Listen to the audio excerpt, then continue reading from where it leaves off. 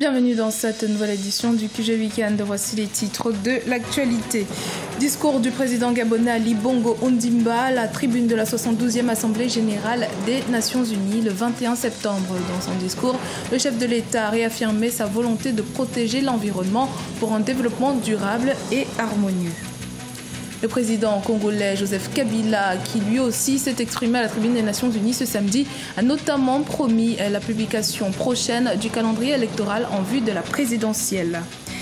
Et puis, grève déclarée dans les hôpitaux publics au Nigeria. Les agents de santé revendiquent notamment le règlement d'arriérés de salaire et l'élaboration de meilleurs plans de carrière. Mais tout d'abord, au Kenya, le parquet a saisi la police et l'agence anticorruption afin d'enquêter sur la commission électorale pour irrégularités et actes illégaux présumés commis dans le déroulement de la présidentielle d'août 2017 qui a été invalidée. Le directeur des poursuites publiques, Keriako Tobiko, a précisé qu'une enquête complète sur la commission électorale indépendante devrait être bouclée dans un délai de 21 jours. L'élection présidentielle kenyane devait être reprise le 17 octobre, mais elle a été reportée au 26 du même mois. Le président en exercice de la communauté économique des États de l'Afrique centrale, Ali Bongo Ondimba, s'est rendu à New York dans le cadre de la 72e Assemblée générale de l'ONU. Il s'est exprimé jeudi 21 septembre, notamment sur l'importance d'une conciliation entre la sécurité et le développement durable pour le bien-être de tous les peuples. Patricia Dubois. Le développement durable était au cœur du discours d'Ali Bongo Ondimba jeudi 21 septembre. Le président en exercice de la communauté économique des États de l'Afrique centrale a réaffirmé son engagement au titre des accords de Paris lors de la COP21 devant l'Assemblée générale de l'ONU à New York. En ce sens, les politiques publiques continueront à s'inscrire dans la logique d'une gestion responsable et durable des ressources. Mon pays vient de créer 20 aires marines protégées qui s'ajoutent aux 13 parcs nationaux terrestres.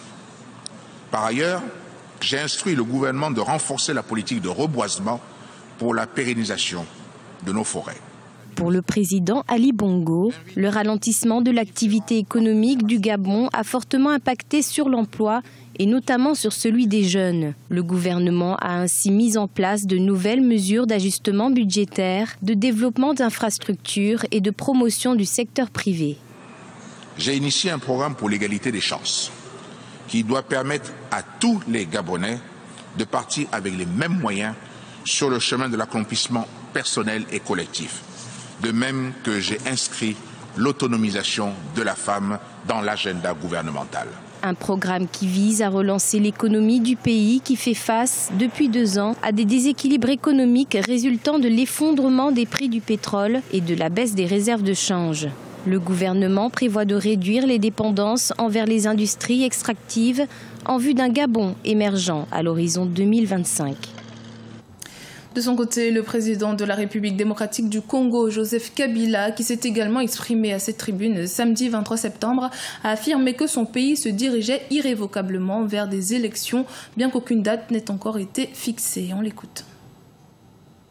La série d'évaluation du processus électoral entamée depuis une dizaine de jours par le Conseil national de suivi, conjointement avec le gouvernement et la commission électorale, devrait permettre la publication prochaine par celle-ci, qui en est la seule institution compétente du calendrier électoral.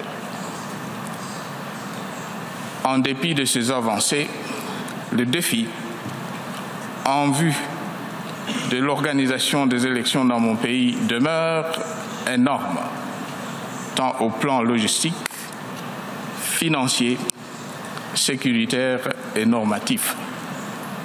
Nous y faisons donc face avec humilité, mais aussi avec une indéniable ténacité. Mécontentement au Nigeria au sein du syndicat national des infirmiers et aides-soignants. Ces agents de santé du secteur public ont démarré une grève vendredi 22 septembre. La revendication porte sur le paiement d'arriérés de salaire et sur l'évolution dans les carrières. Les précisions avec Ibrahima Dumaba. Vendredi 22 septembre 2017, le syndicat national des infirmiers et aides-soignants du Nigeria a entamé une grève, un mouvement d'humeur qui affecte la plupart des établissements publics de santé, notamment à Lagos. Dans les hôpitaux, c'est le service minimum qui est assuré par ceux qui n'ont pas suivi le mouvement.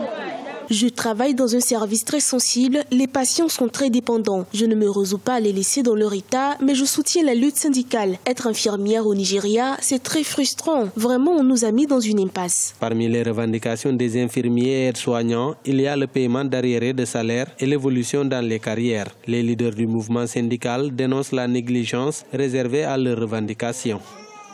On nous a intimidés, on nous considère comme des citoyennes et citoyens de seconde zone. Quand il s'agit des médecins, le gouvernement est proactif. En revanche, dès lors que cela concerne toutes les autres professions du secteur de la santé, c'est le silence. Ce problème a vraiment trop duré, trop c'est trop. En 2012, ces infirmiers et aides-soignants avaient enduré 5 mois de grève sans salaire. Au Nigeria, on peut constater aujourd'hui que le secteur de la santé est fragilisé par les mouvements de grève. La semaine dernière, ce sont les médecins qui se sont résolus à mettre fin à leur mouvement d'humeur.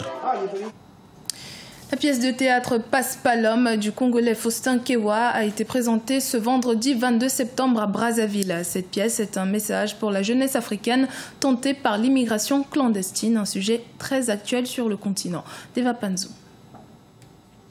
Soul, un émigré clandestin africain, vit dans une espèce de taudis qu'il partage avec d'autres personnes en attendant de pouvoir rejoindre l'Espagne pour y trouver du travail et de quoi vivre. Demba, refoulé d'Espagne, cherche un endroit où passer la nuit en attendant de rejoindre l'Europe. Chacun, après un temps de doute et de suspicion, finit par se confier à l'autre. Après avoir affronté la violence du désert, ils décident finalement d'affronter la mer sur une embarcation de fortune dans l'espoir d'atteindre les côtes espagnoles en mettant leur existence en péril. Je me suis posé la question de savoir qu'est-ce qui pousse les gens à partir, à quitter leur endroit naturel pour aller ailleurs. J'ai pris cette démarche-là, vu que la question est d'actualité et qu'on voit beaucoup de gens périr en mer. Des centaines de milliers de migrants clandestins affrontent les vagues engloutissantes de la mer chaque année dans l'espoir de rejoindre l'Europe à tout prix. L'auteur de cette pièce a utilisé le théâtre afin de sensibiliser la jeunesse africaine face à une réalité qui est la cause de plusieurs pertes en vies humaines. Je l'ai trouvée assez réaliste parce qu'elle peint en fait le quotidien de ces Africains qui pensent que l'Europe est un Eldorado vers lequel ils veulent arriver, bravant tous les dangers qu'ils peuvent rencontrer sur leur parcours. Tout ça pourquoi? Parce qu'ils pensent que là-bas il y a le mieux-être, il fait bon vivre, alors que parfois ce n'est pas ça la réalité. Je conçois que c'est l'écrivain qui a fait la mise en scène lui-même. Une pièce tellement riche. L'impression, c'est que c'est une grande leçon qu'il soulève, là, l'écrivain. La pièce de théâtre Passe pas l'homme a été conçue en 2008 avant d'être réécrite par son auteur en 2013 et puis éditée en 2014 par Lanceman, éditeur en Belgique. Nominée au prix RFI Théâtre en 2015, la pièce interpelle également les dirigeants africains à mettre en place des mécanismes visant à décourager l'immigration clandestine. C'était le journal de la rédaction. Merci de votre fidélité. Dans un instant, une nouvelle édition de l'actualité sur Africa 24.